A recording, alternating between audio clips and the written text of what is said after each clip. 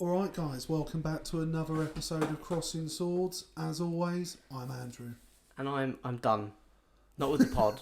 That's dramatic. Although Yeah. we've proven in previous pods that I'm dramatic. So I've got Jack Nicholson lined up.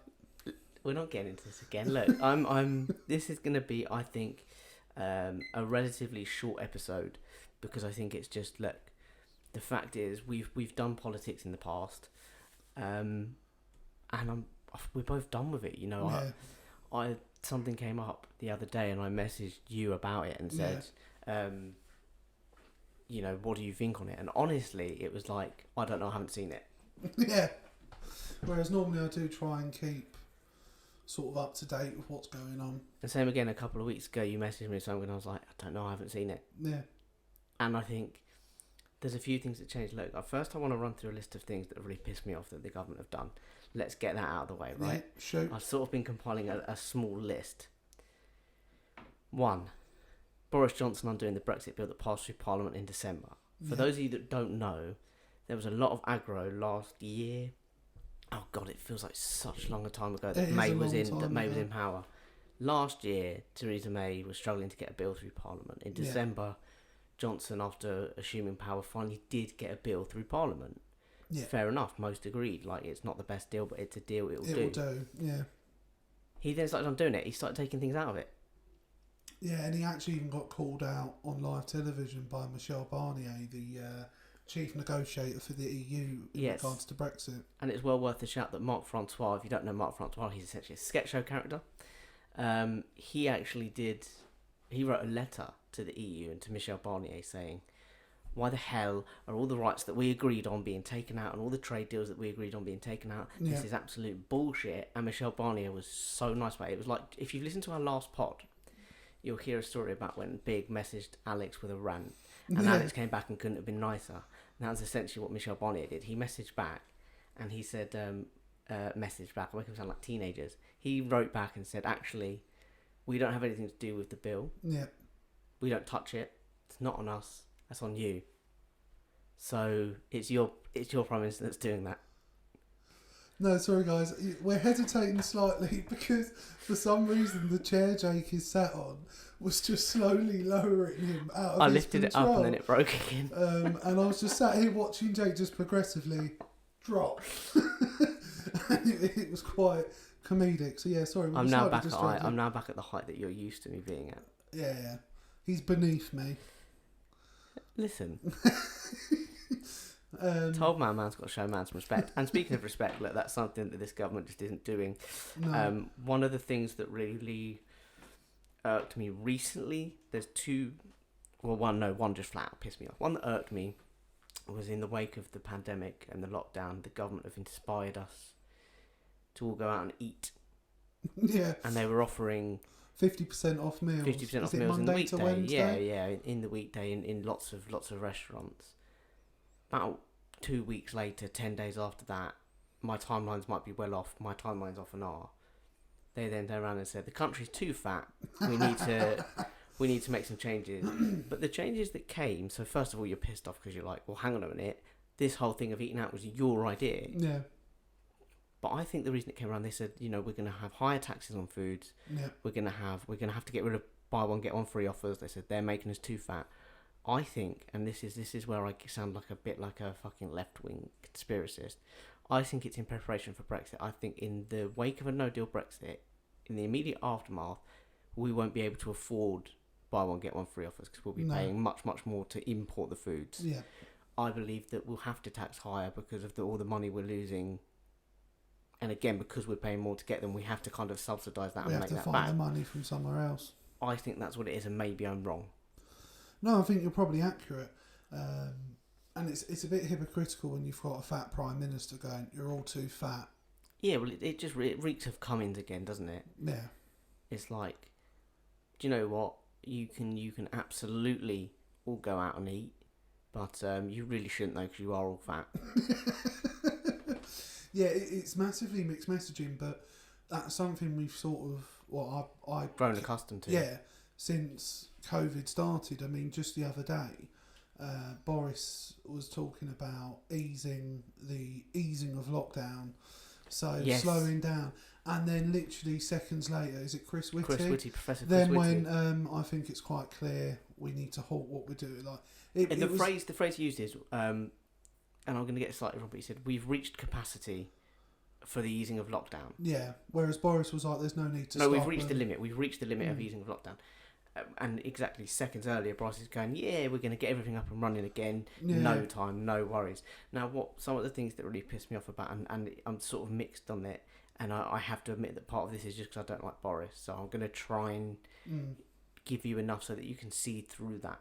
Because part of the thing was that on the 31st of July, on the 1st of August, a lot of stuff was due to open again. Certain salons and Indoor treatment swimming places, pools indoor and swimming stuff like pools, that. indoor bowling alleys, casinos, all places like this.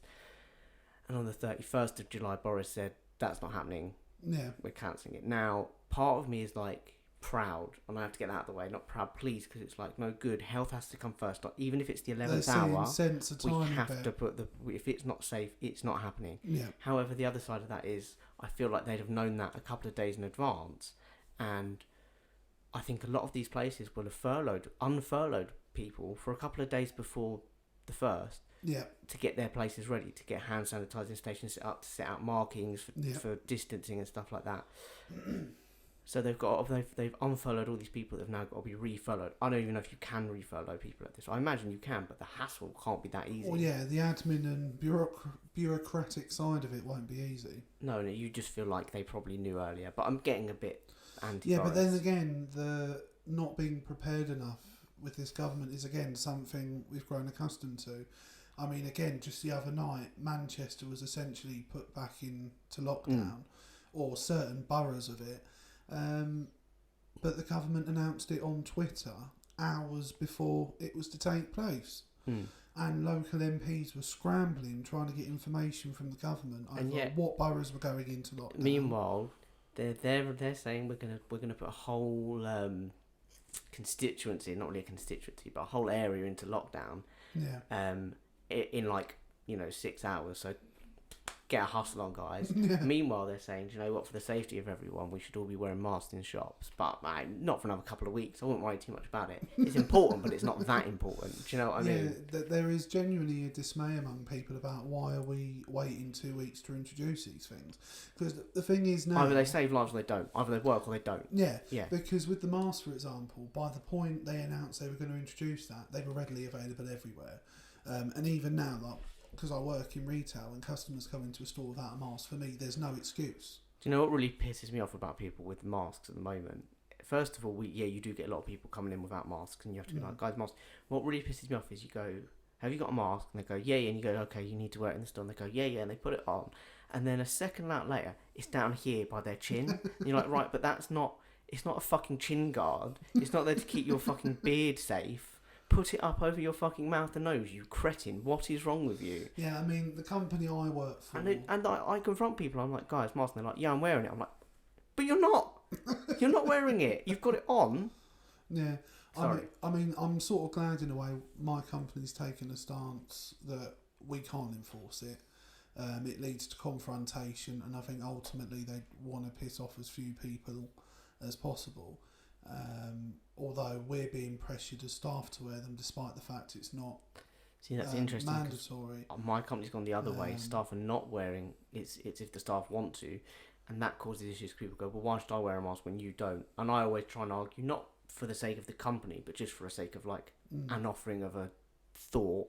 It's just to say, well, look, if you as a customer get really uncomfortable, really can't unbearable, you can step outside and take it off. Yeah. Me as an employee, I can't. I'm here for 8 hours and there's nothing I can do about that. And for me at work, I've been wearing one and I'm constantly having to go out the back, take it off, give myself 5 minutes to cool down and then go back to work again. So it's really... Don't even get started if you're wearing glasses. Well, yeah, and then I've also got to wear a headset. They've got us these visor things as well, but they fog up. So there's no... but yeah, and then even yesterday I had a supposedly regular customer, I've never seen him before. He asked to speak to a manager and he started going on at me about the fact we were allowing customers in without a face mask.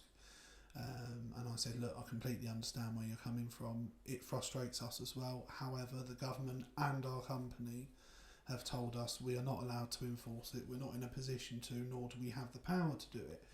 And then he was like, well, I'm going to come one more time, and if I see one more customer being allowed in without a face mask, I won't ever shop here Well, again. then you aren't shopping there again. And I just said, well, I completely understand where you're coming from, sir, but It's out of my hands. it's out of my hands. And if you start calling the police to deal with people without face masks on, you'd need about 100,000 more police. Yeah, absolutely.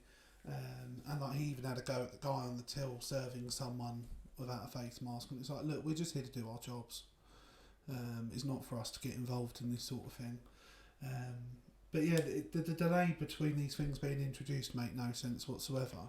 No, but that's it. It's either they work or they don't work. There's no in between. There's no like they work, but you know, maybe a couple of days at most to allow people to be able to go out and buy some. them, yeah. But beyond that, I don't understand why you need a 2 week. We're selling them at £1 for the cheap masks, and the reason is, and people kick up a fuss about that, and I always say, it's not £1 for the mask. It's the same as the supermarket with the bags. It's more a deterrent to make sure you remember to bring your mask. Yeah, because next time you'll think, oh no, I'm not paying. Yeah, I'm not paying £1. I better bring the mask. Yeah. No, absolutely. But no, you still get a lot of people just walking. The people that really make me laugh are the ones that put their shirt over their face as they walk into a shop, and it lasts all of about 2 seconds until they need to pick something up. I mean, I had one customer the other day, she came up to me, she didn't have a mask on, and she was like, is it alright if I come in without a mask? And I just looked at her and I was sort of like, well, by law, no, but I can't force you to wear one. And she was just like, oh, okay. And then just walked off and continued with what she was doing. Yeah, and we find ourselves once again in the territory we're in after the Cummings thing, except this time instead of the police, it's retail workers like yourself, like myself, who are now saying, okay, well, legally you're not meant to be doing that, but I cannot stop you. No. Because, and also, you know, it was the whole thing of when they did introduce the mask thing, or they announced it, they said, are you going to have to do it in takeaways and stuff? And Matt Hancock said, well, yes, absolutely. Then Gove was spotted getting a coffee without one, and they were like, actually, no, don't worry about it. The takeaways are all right. And also the amount of interviews as well, this really pissed me off. The amount of interviews politicians are taking, talking about the benefit of face masks. Whilst not wearing a face mask. It's like, are you mental? Yeah. So with the current government, do you think it's stupidity? Do you think it's deliberate? No, 100% deliberate. So you think they're deliberately just It makes me sound really, really cynical. And... But I've said this from minute one, and you can check back, and this is a great opportunity to plug the pod. You can also check our social medias while we're at it. They'll be about here. But you can check back and listen to the previous pods, and I've said this from day one. This government are being deliberately vague and non-committal and quite, well, you know, do go out, don't go out, and all that business, so that the public cannot interpret what they're saying. There's no clear guidance. The public can't interpret it. When things go wrong... Is it so that they can blame us when things go wrong? So when things go wrong, they can go, well, look, you guys were the ones who were out and about. You guys were the ones who weren't wearing face masks. You guys were the ones that were meeting up and doing this, despite the fact that we said, well, you can meet up, but don't meet up. Meet up with like 6 people, but only 5 if one of them's wearing green shoes or something. Do you know what? Like, there's all that kind of stuff going on, and I think it's 100%. And I said this from minute one. It's absolutely couldn't be more deliberate and callous and cold and calculated. All they want is to blame us, because they've blamed us from the start. Boris Johnson with the care home workers, that really triggered me at the start. If you go back and you can read it, it's clear, it's in report, it's in writing. It remains unlikely that anyone in a care home or receiving care in a care home will become infected. No policy put in place. No PPE provided. No extra PPE provided. The worst industry hit. Worst industry to be hit. Yeah. Absolutely couldn't have been worse. And then Boris Johnson had the audacity to come out and blame the people. On the 3rd of July, Monday the 3rd of July, I remember this because it was not that far away from my birthday, and say that the reason, when asked about the death toll in care homes, he said, and I'm sort of, again, I'm not going to get it verbatim, but I am quoting, he said that perhaps care home workers weren't following procedure as best they could. Weren't following procedure as best they could. What procedure? The fucking bollocks to try and blame the people, and it's happening. It's always been happening. This isn't the first occasion, and it won't be the last occasion. Well, this is what this government does. Matt Hancock on Twitter was implying that it was the people's fault that Manchester is going back into lockdown. And I actually got triggered. This was the thing. This is what's my problem. I'm normally on Twitter. There's two things I use Twitter for. One is to keep up to date with football. One is current events. And literally the amount of stuff. It was funny because I was sort of live texting you as I was experiencing it. I hadn't been on Twitter for a couple of weeks really, and I was flicking through, and within seconds there was stuff from Matt Hancock and other people, and I was just like, what the. And I actually ended up tweeting Matt Hancock, calling him an incompetent bellend, and I said, if you're looking for someone to blame, how about you look in the mirror, or your Prime Minister, you absolute, you know. Yeah, no, I think it couldn't be more deliberate, the fact that they're... And you know what's worse is, we're letting them, and I don't mean you or I, but as a collective yeah, we're not people, holding them we're to letting account. them. We're letting the media get away with asking stupid questions, and the media are to blame. When the media are saying, like, it's a lovely day, go to the beach, and they didn't say that, quote, word for word, but that's essentially what that's what they've been saying over this lockdown, right? Why the fuck is the government not getting onto them and saying, look, we're not gonna stop you. You can print what you can print, but please print responsibly. And calling them out in their press conference, saying, "Look, the media are going to print what they're going to print, but we think it's highly irresponsible to be suggesting that this lockdown's over, to be suggesting that we can take the next steps, and to be really looking forward to the next steps. We need to deal with what we're dealing with now." But we're letting them get away with absolute murder. I try to cut them a tiny bit of slack because I don't think any government in this position would have done a perfect job. No, I absolutely agreed. And I think they have. The problem is none of the people in the cabinet have the experience or ability to really understand what's going on. Probably the only people around them that do is people like Chris Whitty, who are actually experts in their field. Well, this is the thing as well. They were following the scientific advice right the way up until they weren't. Yeah. And I know that seems like a dumb phrase, but you know what I mean. Yeah, I know exactly what you mean. Until it no longer made sense for them to follow it, they followed it. Then they would stop about, the science, we're listening to the science, then it was like, well, we've made our decision, get on with it. Yeah. I mean, and to be honest, we've been saved, or they've been saved, the government, by the fact Brazil and the US have just been an absolute clusterfuck. If it wasn't for them, that's it. We could quite frankly be the worst country on the planet in terms of dealing with this. We've got to give an honourable shout out to Trump, by the way, who has tweeted on many occasions to suggest that the reason the death toll is so high in America and the cases are so high in America is because they test more than any other country. Yeah. Nothing to do with the fact it's spreading quickly. Nothing to do with the fact that they haven't taken effective measures to restrict it. No, it's they do more tests. And the thing is, it's like, he's not wrong. No. If they didn't test anyone, but that's not why you have the highest numbers.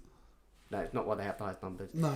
The other thing that I think is worth an honourable mention before I kind of sum up about why I'm done with politics at the moment is Clause 17.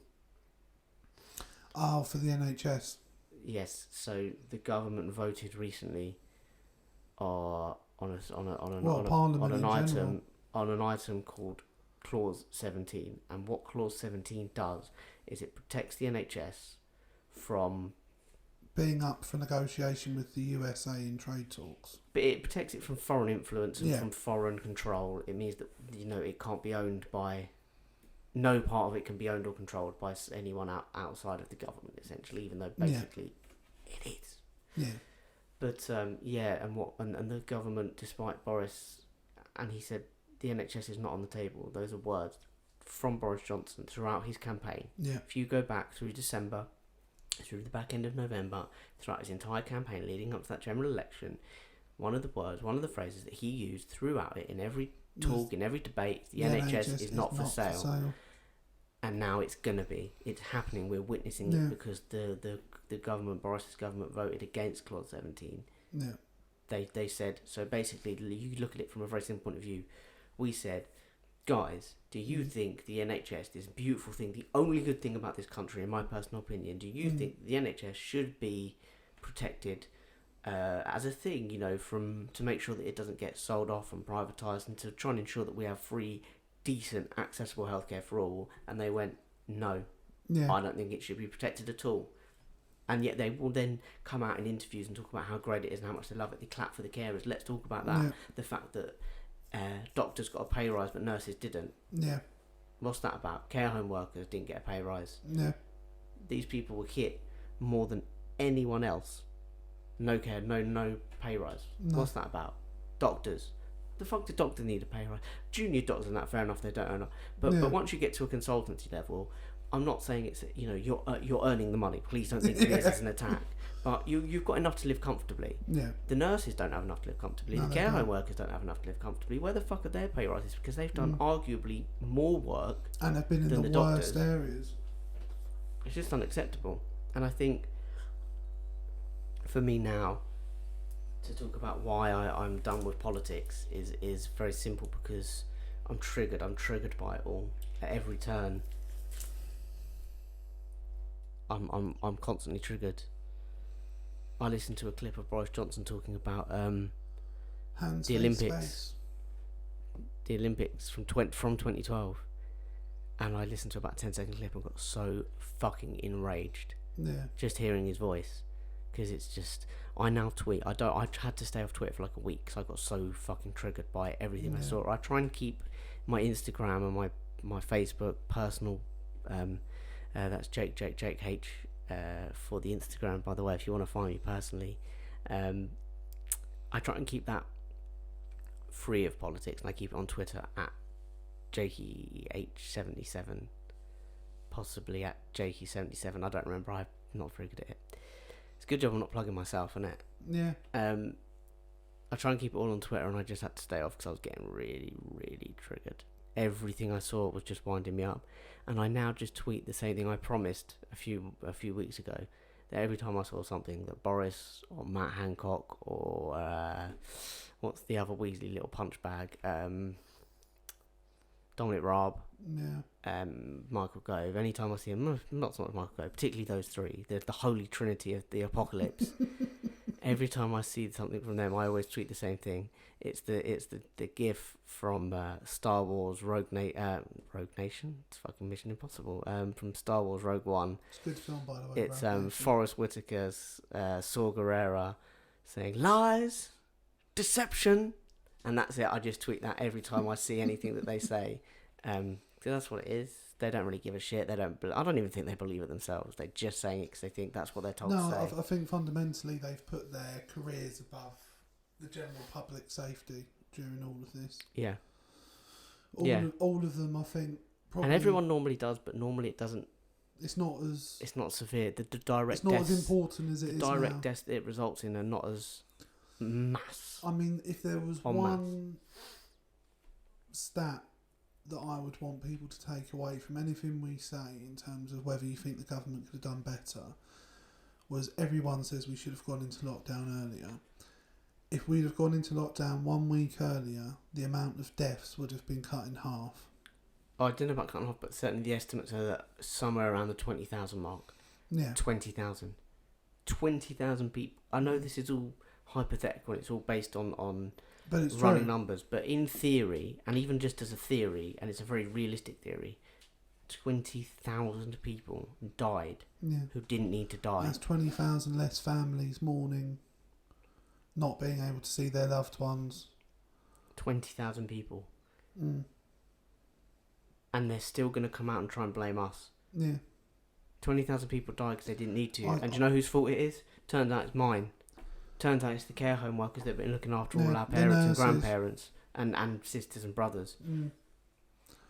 I saw this heartbreaking video of this huge sort of bodybuilder guy that just broke down in his van. Oh, it wasn't me then. It could have been, yeah, maybe a body double, I don't know. But he was talking about the fact his mum had died from COVID, and he just completely broke down in his car, and he was like, I couldn't be there for her, I couldn't hold her, I couldn't tell her it would be all right. And then there was a photo of this man, I think it might have been outside, it was a hospital in London, I can't remember which one. And from the moment his mum was admitted into hospital with COVID, he obviously couldn't be there with her. He sat outside her room's window from the moment she was admitted until Good job she went on the 12th floor, isn't it? until the moment she died. Yeah, no, it's heartbreaking. And It is heartbreaking, and do you know what? And it's one of the things that upsets me when people are quite blasé when they talk about COVID. Like one of my colleagues yesterday, she was sort of saying, "Oh, it's just a virus," and it's like, it's not just a virus though. It's human lives. It's families being ripped apart. And I wanna give a message that I think you'll agree with. I haven't told you. We haven't discussed it, but I'm giving it as an official Crossing Swords message, and I think you agree. When you're in closed public spaces with other people, wear a mask. The thing is, it's a little bit uncomfortable, but let's face it, we're not in enclosed spaces with people for that long. Generally, when you go and do your weekly shop, generally it might take you like an hour and a half in the shop. Because once you're outside and you're packing in the car or whatever, take it off. But generally, I mean, like realistically, an hour and a half tops for your weekly shop. Weekly, once a week. When you go in the shop, you're in there maybe 20-30 minutes, right? Yeah, I mean, wear a fucking mask, because even if there's a chance that it saves one life, what, you can't suffer a little bit of discomfort, and they're not even that uncomfortable. They are quite uncomfortable, but only if you're wearing for a couple of hours, by the way, or shifting furniture. I've got to say, don't do a workout in a mask. That's fucking hard work. Yeah. But if it's the chance that it saves one life for your little bit of discomfort for 20 minutes, like, fuck me. How could you even toy with the idea of that? How could you even lean on one side? It's a no-brainer. I completely support that message, and I think it leads me into why I've sort of gone off of politics, and it's because of the general public. I blame the general public far more than I blame the government for the situation. Because we let the government do it. Yeah, we don't hold them to account. We aren't informed enough. And when people say to me, well, the information isn't there, it is there. It takes me... It's just not there in the mainstream. If you follow the right things on Twitter or Facebook, it takes 5 minutes to find the information. That's the other thing as well. Social media has a huge part to play in the downfall in politics. And I will call it the downfall in politics. Because what's happened in the last 5 years, I would say, is that we've gone from being... Politicians have always bent the truth. Now they break it. Flat out. They can get caught in the middle of a line. It doesn't matter. And all that comes from misinformation spread on social media. Because it's so easy to click and share. Well, Nothing's just a very simple example is, for about 2 weeks, I kept getting responses to a comment I made on a video by Joe Politics of Keir Starmer holding Boris to account in PMQs. And all I said was that it was refreshing to have a opposition leader who held Boris to, or any Prime Minister to account. We haven't had it for a long time. And the responses I got were things like, he's Savile's best mate, and things like that. And you just like, all you would have done was read the title to a clip of Starmer never went after Savile or something like that. And it's the epitome of... And not just that, there were articles being shared that suggested Keir Starmer was part of a conspiracy, that he didn't prosecute him with. Actually, if you check the prosecution records, no, he was very much pushing for the front. Yeah. You know, there was obviously, we spoke about it when he first got elected, about the clip going around as that saying he was like, well, it's the victim's fault and it's not that. No, what he was saying was we need to look at the system because currently victims aren't protected enough, they aren't encouraged enough, and we need to address that. That's what he was saying, but people don't know. No, well, but the thing is, people don't want to put in enough effort to actually have an informed decision. It's far easier to get whipped up into a frenzy over something that isn't true than actually look at the reality of things, because in the reality of things it is quite frightening to look at the government we have, their ineptitude, the way they lie, and the thing is, they're not like, they don't hide any of it. It is all out in the open. Every day or any time Boris Johnson speaks, there is a lie that comes out of his mouth, or something, maybe not quite a lie, but a half truth, or mincing his words, and he will get contradicted seconds later, live on television by an expert, and no one bats an eye. What I really liked about Keir Starmer's Prime Minister's questions on the Wednesday, which might have even been on the Wednesday of the 6th. In fact, it was the 6th, the Monday that Boris claimed that care home workers were at fault for the care home deaths. So on the 8th, which was my birthday, for anyone who wants to remember that and send me some messages next year, maybe some presents, who knows, I've got an Amazon wish list, feel free to check it out. He sort of, in question, he said, are you going to apologise for that comment because you completely insulted them? You know it wasn't their fault, because in fact he said, your government didn't give them any procedure to follow, so how can you be telling them they didn't follow a procedure that you didn't give them? Are you going to apologise for completely insulting them?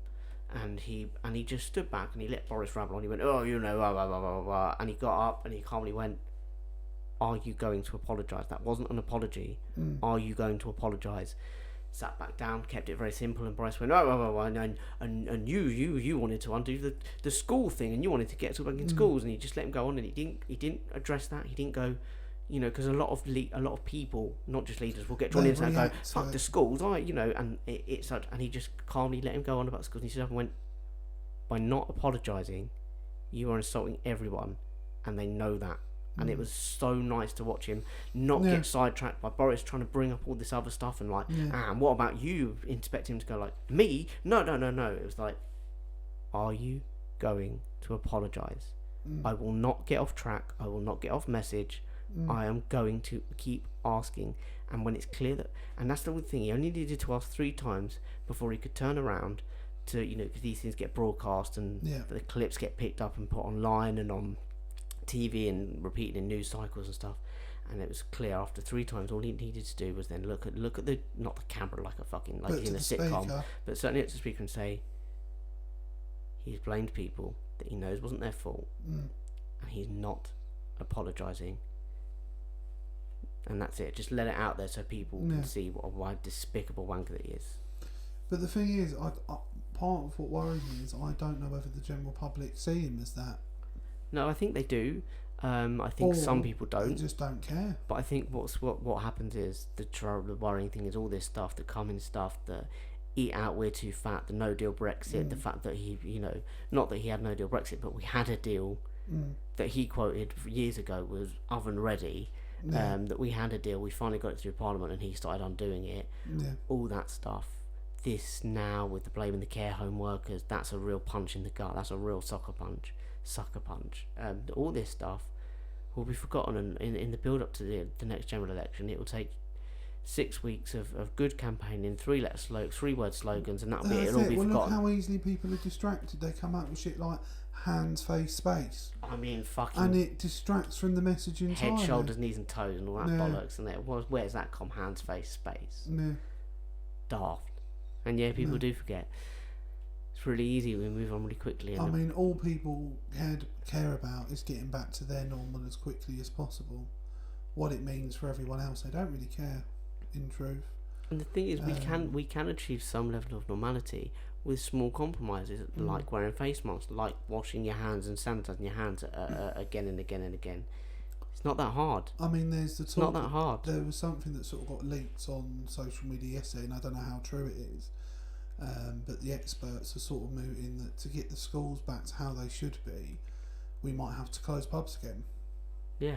And do you know what? To be honest with you, I was never for pubs opening. No. I know everyone loves a good booze up and their knees up in the UK, but let's face it, if there's one place you can't trust people to be responsible in a pandemic, is in a pub. They're going to go, they're going to drink, they're going to get drunk, and they're going to be hands all over each other, touching each other, spitting. I work next to a pub, literally next to it. Yeah, the pub on the corner. Yeah, and I can look into it while I'm having a fag break or taking something outside.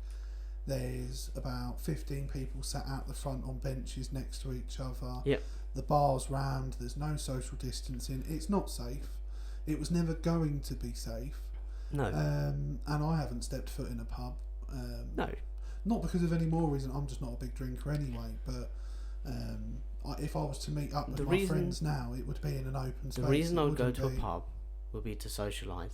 Yeah. Given the current situation, I don't want to socialise in close proximity with not them so much as everyone else. So yeah, like you said, if I was going to meet up with somebody in a public setting, if we wanted to drink, not that I ever want to drink, but if we wanted to drink, I'd nip to the supermarket and pick up some beers. Yeah. And we'd drink in the park, like we were 17 like again, parties. 16 again. Yeah. Yeah, absolutely. But all I've ever wanted in general when it comes to politics is for people to be more engaged and more informed. And the longer... But I can see why they're not. I can, because it takes effort and a lot of... I'm not... I think the difference is, and I know this sounds like we're trying to be like morally superior. It sounds like I'm trying to be morally superior, or rather intellectually superior, and I don't mean it that way. But historically, we have been slightly more engaged than the average person. And the difference is I'm not intimidated by the politics. I'm pissed off with it. It just irritates me. And do you know what?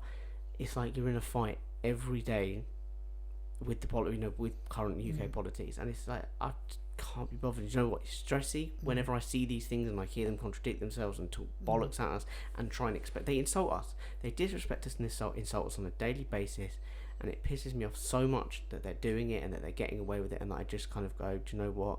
This is damaging for my mental health. This is causing me stress when, do you know what? I could live in ignorant bliss to a certain extent, and so I've done that as much as I can. Yeah, and the thing is, I don't know how to get people more engaged. I don't know if there is a way to get people more engaged. I mean, I definitely don't see myself as intellectually superior to anyone, because I've never really considered myself that intelligent a person. I'm just the sort of person that when I have a thought about something that I don't understand, I look into it, and then there'll be something, a part of what I've just looked into I don't understand, and it will go from there until I understand overall roughly what I was looking out for. And with me, with politics, it literally started with something as basic as I didn't know who the Tories were. I didn't know the Tories and the Conservatives were the same thing, and that's what sparked it for me. I wanted to know. You realise how little you do know. Yeah, you're like, well, fuck. and then I looked into what and these decisions the Tories are and the affecting my Conservatives. everyday life. So I then looked into what's the difference between a Tory and a Labour supporter, and then, you know, what's left and what's right, what's central. You know, you realise that these decisions are affecting Yeah. everything in your life. Yeah. Everything. And then I remember when I first started engaging with it, I was like, why isn't everyone talking about this? It didn't make sense. Literally from and again, I'm not even judging people for falling for catchy slogans or getting whipped up into a frenzy, because I did the same thing. I voted to leave the EU based off of a very silly, short-sighted idea.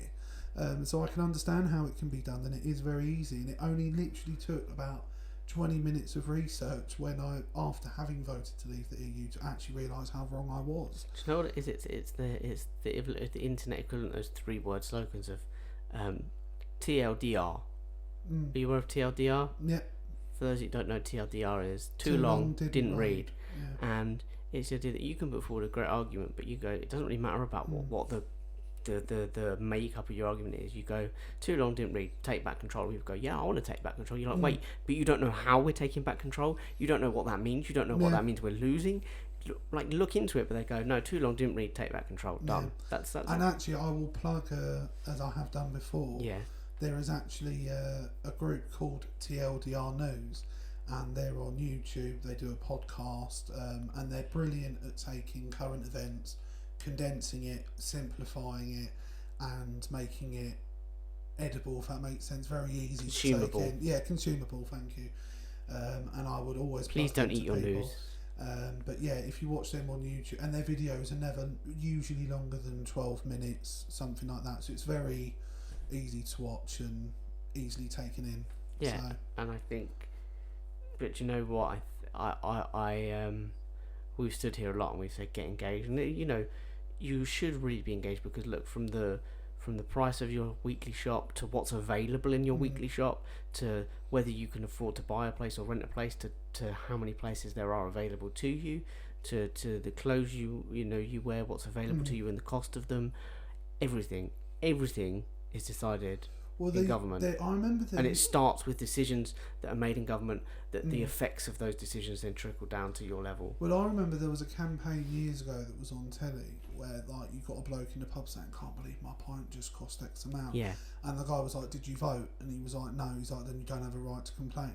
And it's similar to that, but what I would say is, if you're not engaged and don't actually understand what you're talking about, don't talk about it. You don't have a right to be angry about something that you have no idea what you're talking about. I get that's the thing, is when I've been getting triggered.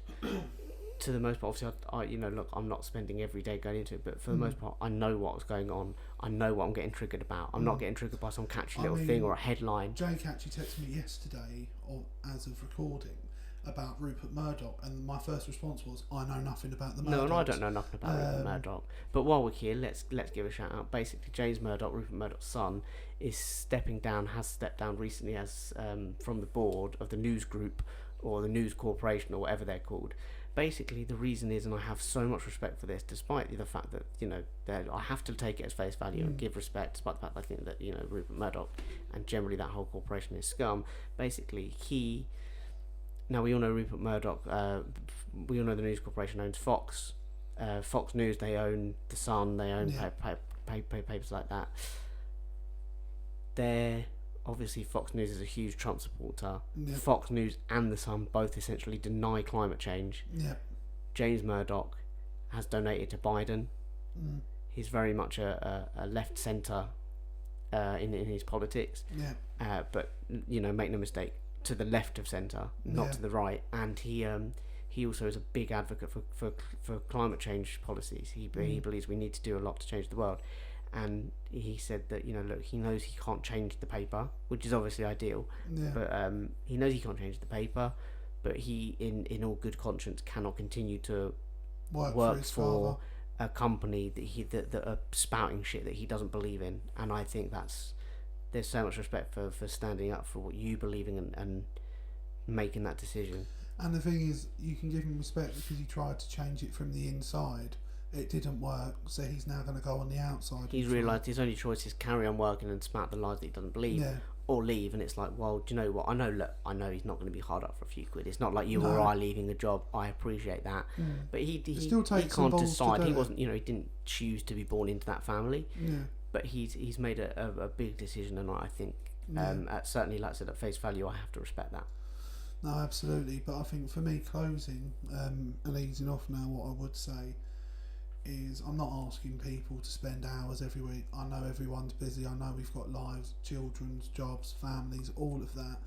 But when you're on your commute to work, or you've got a spare 5 minutes, and when you're not listening to the pod, and obviously when you're not listening to the pod or re-listening to our old episodes on Stitcher, iTunes, Spotify, Radio, now on YouTube, there is Deezer, so many places. Castbox. But when you're not listening to us, there is so much information out there, and it doesn't take much. And you don't even. And look, I'm not even saying you need to agree with us. If you become engaged, you more than welcome to an alternative opinion. But be engaged. And I'm not trying to disencourage people's positivity, but I think with politics, it's such a seedy place. You've got to look at things with a bit of cynicism. So when a decision is made, or when someone says something, you've got to think, why? What is the benefit to them for saying that? I know that sounds really, because some people are like, want to be happy and positive, but I think with politics, you've got to be, particularly with politics at the moment, I mean, I would say always, particularly, you've got to be a bit sceptical and cynical and ask yourself why, and that's it. It's one question, it'll get you everywhere in life, honestly, from a scientific curiosity through a political curiosity, through everything. Just ask yourself why, and what's the reason behind that? You can find so many things from it. Just, when Boris says it's care home workers' deaths, why is he saying that? What does he possibly gain from that? Yeah, absolutely. So no, as always, guys, thank you for listening. Make sure you check out our YouTube page. It's something we're really trying to push at the moment. Yes. But we're on pretty much all the major podcast platforms. Wherever you want to listen to us, we're available. You can find links to the YouTube page on our Facebook and on our Twitter. Yeah. Please do. You can find them here. It's at Swords Crossing on Twitter. Yeah. Crossing Swords. Just search that on Facebook. You'll find it. Yeah. Find us. Look for us again. Same story. Talk to us. We're starting to get people trickling in, talking to us about what they want to come on and discuss about ideas. For those that are listening, just know that we have heard you. We are working through a couple of people have suggested a few suggestions that line up with things we were going to talk about anyway, to a certain extent. Those are in the pipeline, but there's a certain time that we want to discuss them. Yeah. To make them a little bit more topical, shall we say? To make them a little bit more easy. Yeah, you don't want them to be sort of out of touch with what's happening. Yeah, so there is plans to discuss those. So please don't be, if you're listening and you're like, well, I'm sending them ideas and it's not going anywhere. No, they are going somewhere. They are going somewhere. Yeah. We're just, we're playing the long game, guys. We're in it for the long haul. Yeah. We're going to be in it all the way through to certainly episode 69 at the very least. Jake's looking forward to that one. I'm looking forward to that. I've been promised a lot of sex on that episode. But let us know what you'd want on episode 69. Yeah, if you've got any funny sex stories, by the way, episode 69 is about 10 or so episodes away, about a dozen episodes away, so it's coming. Yeah. So talk to us. Tell us if you've got... very much intended. Listen, hit us up. Tell us your funny stories. We will be anonymous. If you go back and listen to our mental health episode, I know that takes things a slightly more serious turn. If you go back and listen to our mental health episode, we have actually handled... We practice discretion. We have actually handled things quite discreetly from other people. So please don't feel that we're going to completely embarrass you. We only do that to each other. Yeah. No, we make fun of ourselves, not you guys. No, we respect you guys too much for that, despite what we tell you. Yeah, we do actually love you. And I think that It's as good a slightly place as cheerier any. note. Absolutely. But make sure, guys, you all look after yourselves and keep safe. Yes, and if you are getting a bit stressed out with things, take 5 minutes, chill out, then take another hour, listen to an episode of the pod, get yourself back into a good space, and crack on. Absolutely. All right, guys. Bye. See ya.